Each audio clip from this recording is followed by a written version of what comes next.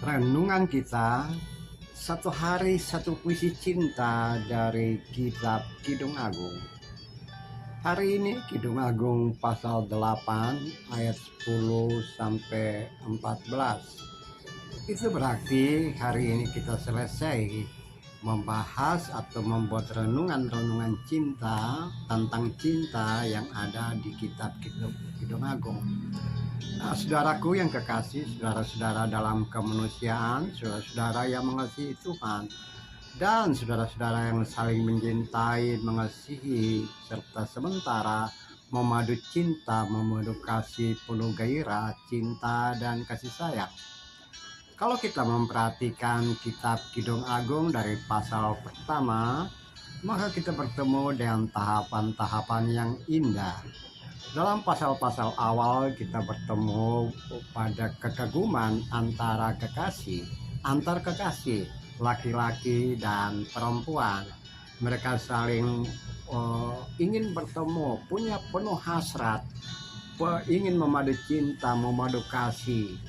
Kemudian dilanjutkan dengan saling rindukan, ya, saling mimpi, saling mencari, saling bertemu, dalam saling mengisi satu sama lain.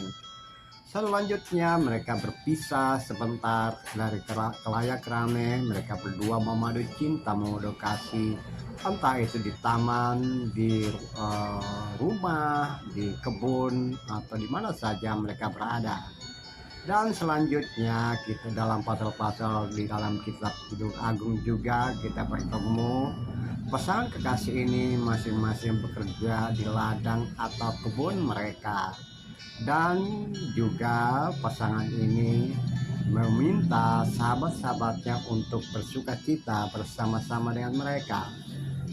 Dan selanjutnya dalam bagian terakhir kita bertemu bahwa kekasih perempuan, sang gadis ini menyatakan diri melindungi adiknya, dan juga yang paling pamungkas adalah dia menyatakan diri sebagai orang yang paling berbahagia. Aku telah mendapatkan kebahagiaan.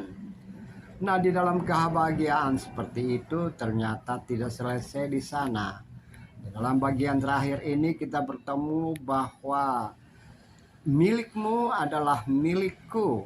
Ya, kebun anggur Salomo tetap punya Salomo, kebun anggurku kuberikan hasilnya kepada dia. Ini juga jelas sangat indah. Dan selanjutnya dalam bagian pamungkas, kekasihku tetap kepunyaanku. Sampaikan itu dan semua orang harus tahu bahwa kami yang memadu kasih, memadu cinta, tetap bersatu dan menyatu sampai kekekalan. Saudara-saudara dalam kemanusiaan, kalau kita membaca ulang kitab Kidung Agung ini, tahapan-tahapan yang indah bisa menjadi bahan renungan kita, atau tahapan-tahapan memadu cinta, memadu kasih bersama-sama. Katakanlah kalau kita awali dengan saling bertemu, saling memandang dari jauh, dan timbul keinginan untuk saling mencintai. Ya, pada konteks kekinian orang bercinta, orang memadu cinta, memadu kasih diawali dengan saling pandang dari jauh, kemudian membangun hubungan interaksi yang dekat. Ya, apapun istilah itu, yang pasti diawali di sana. Memandang, timbul dalam hati, ingin mengasihi, menyayangi satu sama lain. Dan setelah terjadi hubungan yang erat seperti itu, maka akan dilanjutkan dengan saling memuji, saling memperhatikan, saling melindungi satu sama lain, dan membangun hubungan yang sangat terbatas antara sesama, antara dua orang, laki-laki dan perempuan.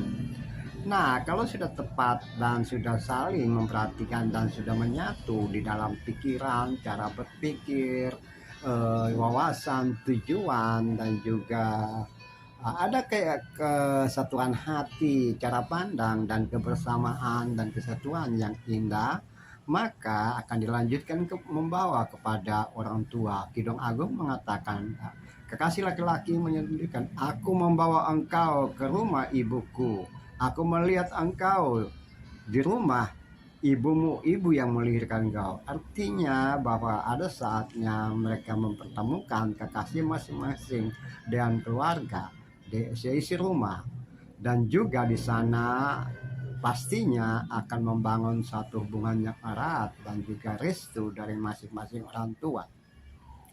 Dan ketiga itu juga bukan berarti walaupun mereka sudah bersama, mereka menutup diri dari dunia lain.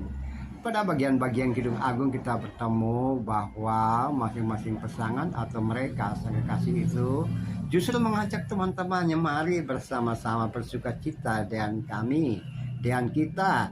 Ya, minumlah anggur supaya Anda menumbuhkan cinta, bahkan dikatakan minum sampai mabuk. Katakanlah, aku juga mabuk asmara. Nah, setelah di situ kita bertemu bahwa ketika mereka bersama dengan teman-teman, mereka juga memperhatikan keluarganya, bahkan melindungi adik yang masih belia, yang masih remaja. Kita temukan dalam pasal-pasal awal akhir dari Kidung Agung. Dan akhirnya mereka saling bertemu, menyatu di dalam hidup dan kehidupan selanjutnya.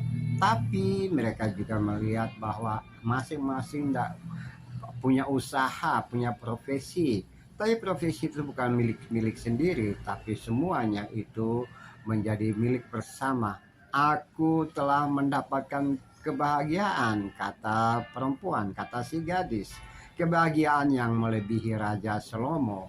Dan itu bukan berarti bahwa walaupun Salomo memiliki segala sesuatu yang ia seorang raja, tapi sang kekasih ini mengatakan, kebahagiaanku melebihi sang raja, karena aku memiliki sang raja itu. Kebahagiaan yang tidak terlukiskan, tidak bisa terucapkan, dan tidak bisa digambarkan. Yang pasti itu muncul di dalam hati dan terus-menerus terpancar di dalam wajah, mata, dan hidup dan kehidupan. Dan pamungkasnya adalah mereka memadu kasih. Ya, berlapis seperti kijang dan anak rusa di atas gunung tanaman rempah-rempah.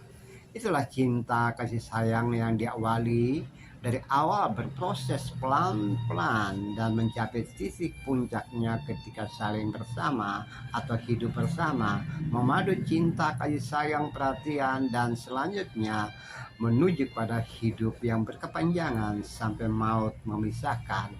Akhir kata mereka menunjukkan bahwa aku kepunyaanku, kekasihku kepunyaan aku, dan aku bersama dengan dia.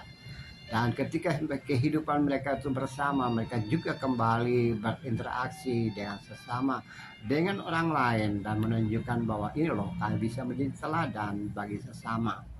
Nah, bagaimana dengan hidup dan kehidupan kekinianmu?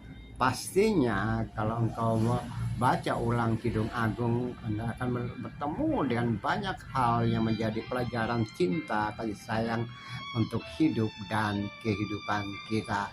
So, mari memadu cinta, kasih sayang, perhatian, dan segalanya untuk Sang Dia, kekasih hidup dan kehidupan, sehingga maut memisahkanmu. Terpujilah Kristus, terpujilah Tuhan. Haleluya. Amin.